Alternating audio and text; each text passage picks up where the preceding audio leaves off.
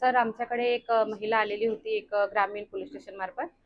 ती महिला गोंदियाच्या आजूबाजूच्या परिसरात भटकत असताना त्यांच्या पेट्रोलिंग दरम्यान मिळाली आणि तेव्हा पोलीसवाल्यांनी आपल्या रेस्क्यू करून तिला आमच्या वन स्टॉप सेंटरला ठेवण्यात आले होते. त्यानंतर ती आणि व्यवस्थित पत्ता काही सांगत नव्हती, नुसते येऊन इथं आरडाओरड आणि माझे कोणीच नाही हेच सांगायची.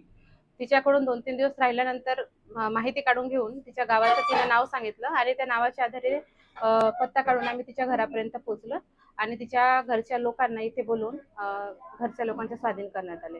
दुसरी एक महिला बिहार जिल्ह्यातली होती आणि ती काठी गावाच्या आजूबाजूच्या परिसरामध्ये फिरत असताना तिथल्या गावकऱ्यांना आढळल्यामुळे त्यांनी 112 वर कॉल केलं आणि रावणवाडी पोलीस स्टेशन मार्फत तिला वन स्टॉप सेंटरला दाखल करण्यात आले होते.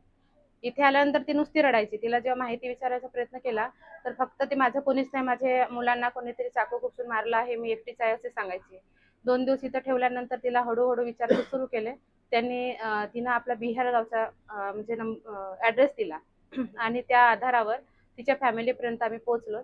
जेव्हा त्या गावातल्या प्रधान जसं आपल्याकडे पोलीस पाटील असतात तशाच प्रकारे तिकडे गाव प्रधान असतो. त्यांना विचारलं असता त्यांनी सांगितलं की यांचा पूर्ण परिवार आहे आणि गावातले त्याचा जो परिवार आहे नाशिक इथे कमवायला गेलेला आहे म्हणून. मग आम्ही नाशिक इथे संपर्क साधला आणि तिच्या मुलांपर्यंत पतीपर्यंत पोहोचलो. तेव्हा त्यांनी सांगितलं की 29 तारखेपासून ही महिला घरून रात्री 11 वाजता बेपत्ता झालेली आहे आणि तिचा खूप शोध पण घेतला. मग आम्ही त्यांना बोलवलं. ते लोक रात्री उशिरा 11 वाजतापर्यंत आलेत आणि त्यांचं हँडओव्हर आम्ही केलं.